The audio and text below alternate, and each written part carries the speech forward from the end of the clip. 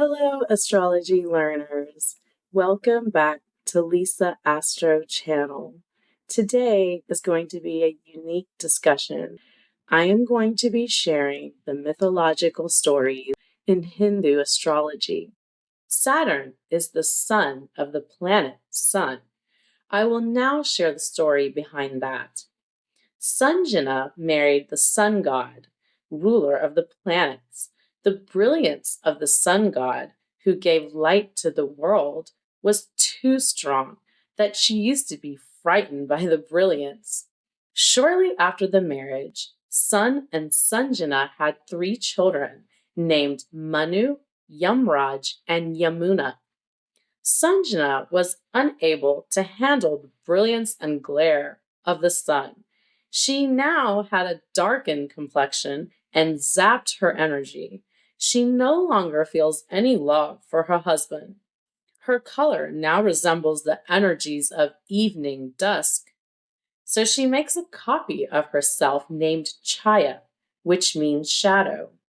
Then Sanjana handed over the responsibility of looking after her children to Chaya and went to her father's house.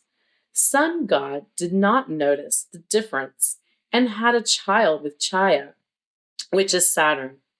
Saturn is born of dark complexion, like his mother, and also inherits Chaya's serious and somber countenance. Sanjana comes to find out that Chaya had a son with the sun god and is upset. Sanjana's animosity towards Saturn grows stronger, and she does everything in her power to distance Saturn from the sun. Devoid of motherly love and fatherly attention, Saturn is distraught, depressed, lazy, and utterly directionless. The 3 children come of age, and time comes to bestow them with responsibilities. Sun announces to the children. Hearing this, Sanjana quickly poisons Sun's mind against the capabilities of Saturn and requests him to divide the responsibilities between Yamuna and Yama. So on the appointed day, Saturn, the elder son, is ignored, and Yama, the younger son, is given the title of Dharma Raj, King of Dharma, and is given the responsibility of upholding truth and humanity. Yama, though popularly known as God of Death, is not literally so. He merely appears at the appointed time of death so that he can cart away the soul and present the updated karma's balance sheet of life that has just gone by to the soul and explain with compassion, righteousness, and unwavering approach the good and bad deeds of the soul and the likely implications of the same in the afterlife.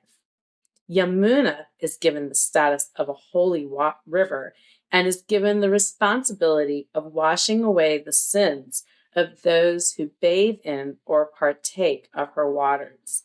She is also given the responsibility of generating a spark of good thought in all those who touch her waters. Yama and Yamuna accept their responsibilities and leave. Saturn is left standing all alone. As son and older brother, he feels humiliated and insulted, unable to break the barriers of communication with his father, unable to invoke love from his mother, unable to express authority over his younger brother and sister, and unable to prove the capability that he believes he has. A rage builds up inside Saturn. To vent his anger, he seeks out Mother Sanjana and delivers a well-aimed kick in her womb, believing that she is an insult to the womb that she birthed him from. Shocked at this act, Sanjana retaliates by cursing Shani, Lord Saturn, to lose the leg that he kicked her with. Helpless, Shani lies on the ground. Sun God comes to inquire what is going on. Sanjana confesses to the sun and narrates about her clone Chaya and the birth of Saturn. Saturn is upset with rage and glows brightly and hotter than ever before. He accepts Saturn as his legitimate son, restores his lost leg, though a limp still remains, to honor the word of his mother's curse, and then makes amends by bestowing upon him the honor of a place in the solar system. Saturn's limp symbolizes why he is a slow-moving planet. The rivalry between the Sun and Saturn did not end here.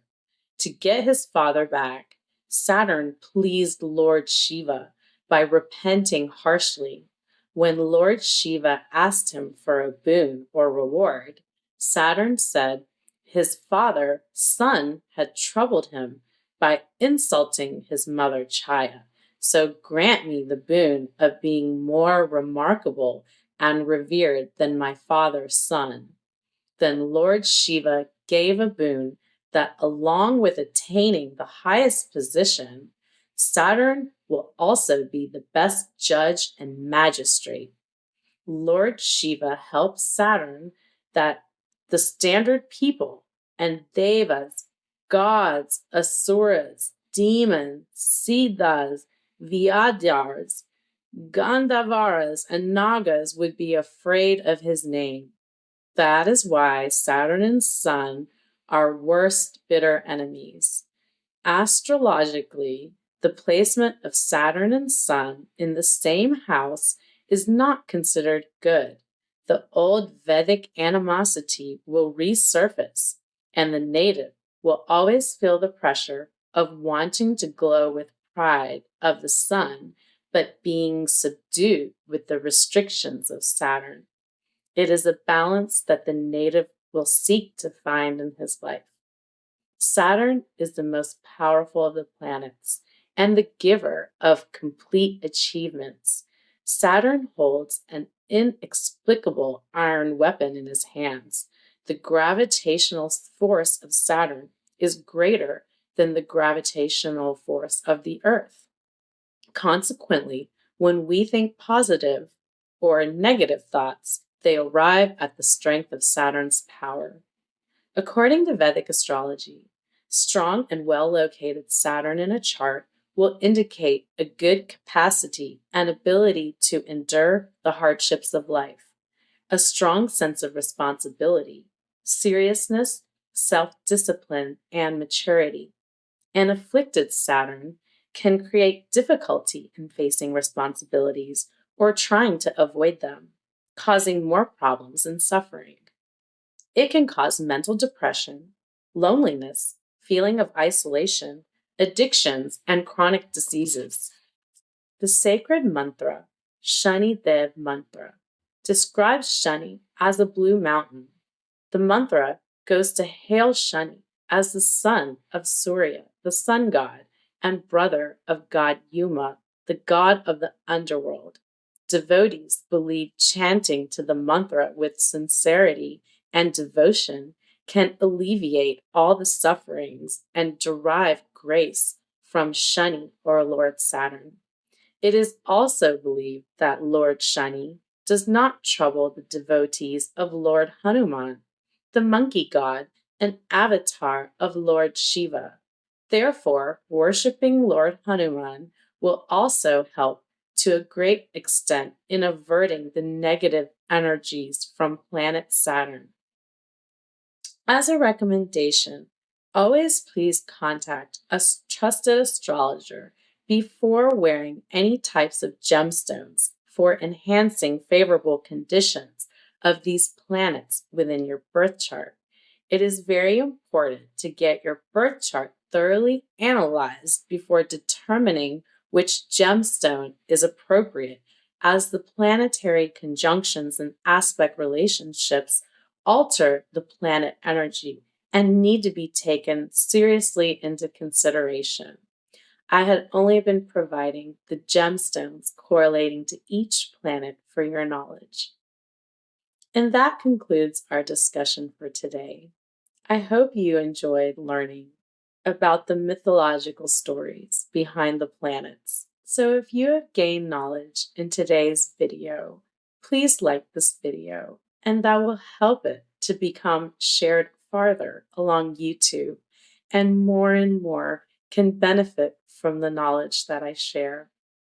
Please share this channel with anyone you know who has curiosity of Vedic astrology and would like to learn more. Please subscribe to my channel and hit the bell icon so you can be notified when I upload the next video. So take care for now, and I will meet all of you next week. Thank you. Bye-bye.